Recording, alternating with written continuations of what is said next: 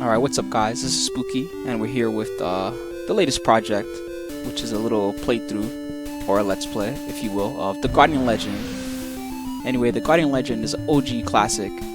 It was made in 87, I believe, in Japan. I could be wrong on that one. 88 here in America, and it was originally created by the group Compile. And if you don't remember Compile too well, one of the games that they created for the NES was Zanac. They also went on to create a few other good shooters, including Blazing Lasers for TurboGrafx 16, so on and so forth. Anyway, this game was probably the most interesting game that Compile and the crew put together.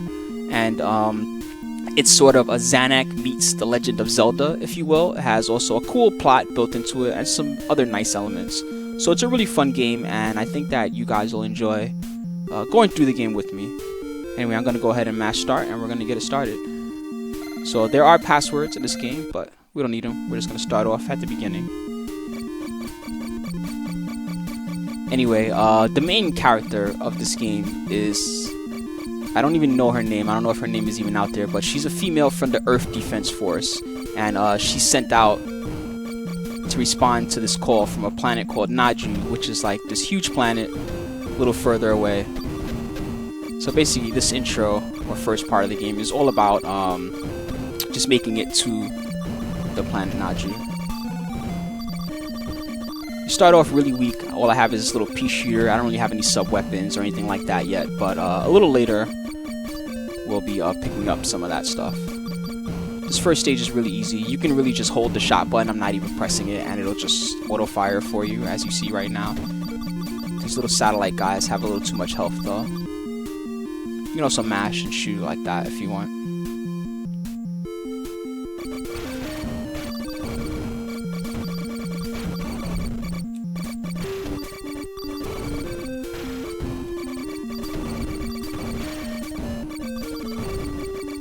Alright, so coming up is going to be the first boss. This guy is also pretty easy. Just mash shots, you'll get him.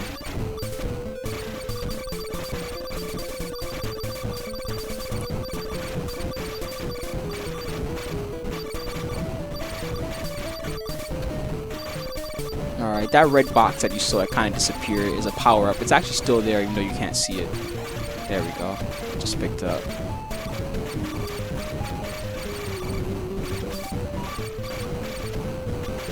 Anyway, tons of enemies give you power-ups, so as long as you're smart and you pay attention, there's no real fear in getting killed.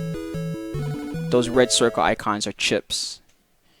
And you can see on the bottom, there's my status bar, and before I continue, I'm going to go over that. There's SC, which is my score. There's chips, I have 50. There's shot, which is 0, but it will tell you how many sub-weapons you have left. And then the little heart with the 8 is my life. And there's both a number representation and a visual representation. Area 0, that's the area I'm in, and X11, Y12, that's exactly where I'm standing on the map. And this game does have a map. Let's see if I can, there it is, if you press select, and here we are in area 0, pretty much the beginning of the game. We don't have any sub-weapons or anything, so that's why there is no use here on screen. We have 1 attack level and 1 shield level, but we will get more of those later, as well as more chips. So anyway, let's go ahead and check out what's happening.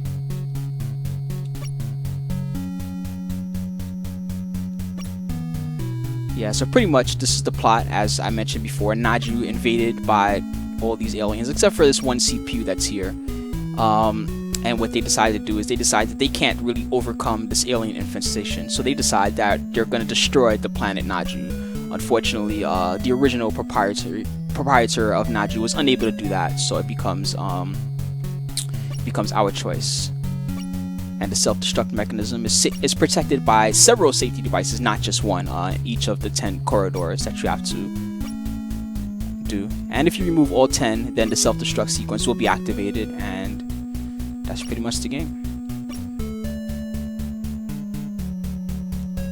Alright, so finally, now that we know what to do, or at least have a semblance of an idea, we're going to head out, and the first place I'm going to go is here to the north. This is the overworld, and then, again, it's much like Zelda, as I mentioned earlier. These little blocks that you see there, when you break them and you get something like that, this is just a doorway you can use to continue on. We can't afford this item yet. Is there something else here? Nope, can't afford that either. These guys, the blue guys, they're called landers, and they run the shops in the game. They do a couple other things here or there to help you out as well. And we're at the north part right now. There are a lot of little clues to help you out. Actually, I'm going to go here and show you what I mean about locked doors. I'm pretty sure this one's locked. Yeah, there you go. See, it's got a weird insignia there. We can't open this until we pick up the key that matches along with the insignia. So we're going to get to work on some of that. Most of these enemies I'm going to ignore. The goal right now in the early game is to collect any power-ups that happen to be nearby.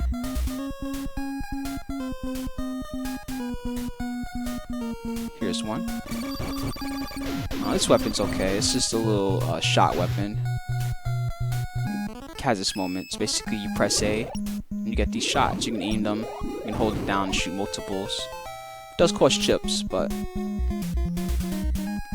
it's better than nothing.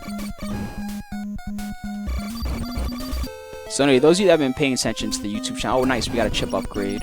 I've been uploading more and more stuff lately, and we're going to be caught up with the rest of Next Level Battle Coliseum soon. But this is my own little personal project that I had been wanting to work on for a while. Up here, I think there's a corridor. Isn't there? Or am I thinking of later? Yeah, I guess I'm thinking of later. I'm going to go back there. Pretty sure that later on in the game there's something in that area. Let's see what's here. I had all the corridor. Oh yeah, by the way, every now and then there are hints that tell you how to open the corridors. He mentions it here. If you need to know how to remove the seal, ask the person who sealed it. To remove the seal at corridor number 1, just fire at the gate. All the rooms leading to the corridors are locked, so use the warp panel to get into the room. To use the warp panel, just blast through the cover, and you also need the correct key for that panel. So there you go, all things I mentioned. But it's nice that the game clues you in. I put some weapons in these boxes, take them out of the boxes to use them. Basically, just an explanation of how to get extra items. You can get them either from weapon boxes or from killing certain bosses. Okay, this was... Alright, let's go to the right now. I went up and I went left. Oh, there we go, another item. How nice. Oh, and that's just health, isn't it? Yes, it is.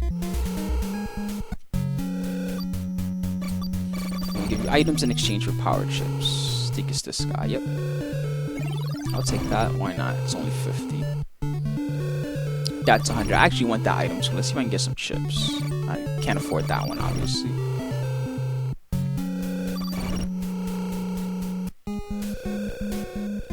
Anyway, the hope is that I can get some chips and come up. Never mind, don't even have to. Our chip max is now 100, but we'll get more later. 100 is already great because, as you can see, whenever I'm max chips, my weapon upgrades into this useful triple shot. Of course, when I use some chips, it goes back to the pea shooter again, but it's an interesting, delicate balance between using your special moves and just using your regular shot. Oh, this is just refills. Cool.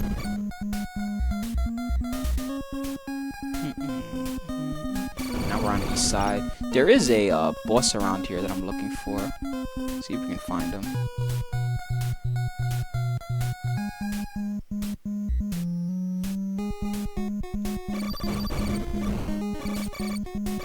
Is there anything down here? Let's see what this is. Oh. Seal number 6 you have to break with a special weapon. Oh, and we can't go this way yet, obviously. Because we don't have the key. Alright, now we're on the south side. So pretty much we've explored most of the immediate area. Found a couple items here or there. Anyway, that red glowing icon that you see on the map, that's where we've got to go to continue. So we're going to head there.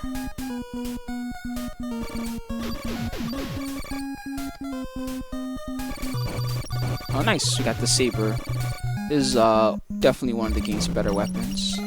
Got a chip upgrade too. We can't go down there yet. Oh, here we go. Here's that boss we were looking for. Anyway, I'm going to use this weapon, the saber. You'll see why.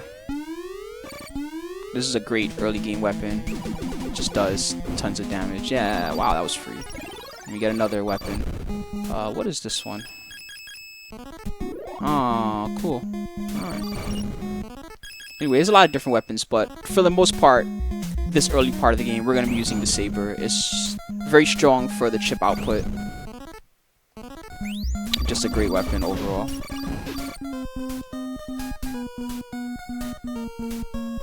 Alright. So this way is the way to go to hit the first corridor we want. And that's corridor number 1. Now, as you remember, you shoot at the sign like this. There you go, now we can go. So this is the first corridor, and we do get a key for clearing this one, if I'm not mistaken. Anyway, the first few corridors, and every corridor is done like this in Zanac style, and not so much the overhead Zelda style, but it's a good mix. You do fight bosses in both modes, and the weapons have some differences depending on the mode as well. Right now I'm just hoping for some more chips so that I can get my regular shot back.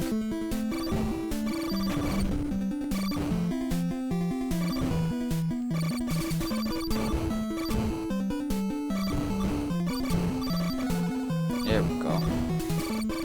These guys are pretty easy overall. It does get much harder later on.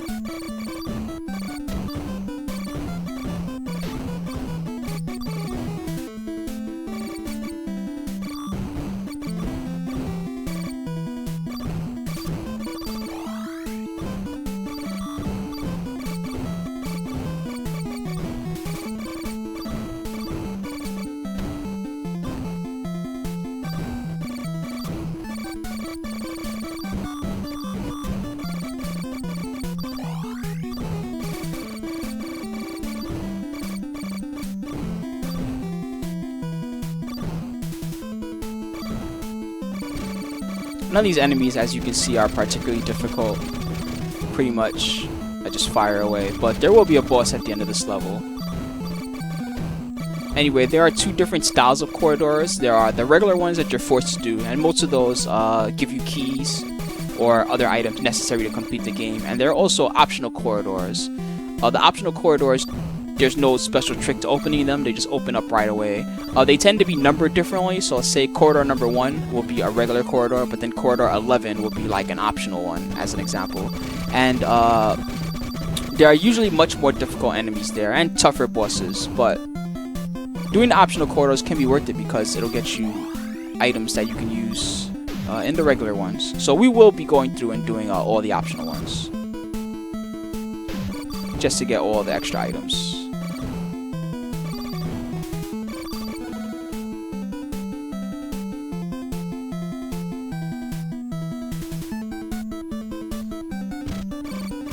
Alright, we're almost up to the first boss.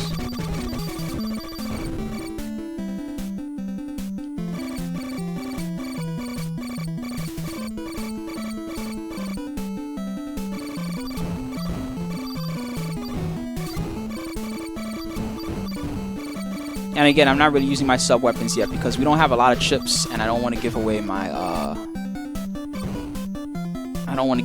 better plasma beam or whatever it's called regular weapon until it's necessary.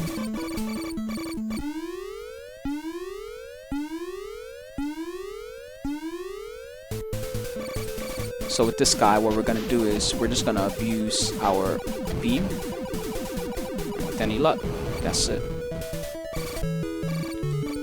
You can see how the this item's so good. There we go. So we got a key, and it's the moon key, which does open up some new areas for us. I think we also get another item.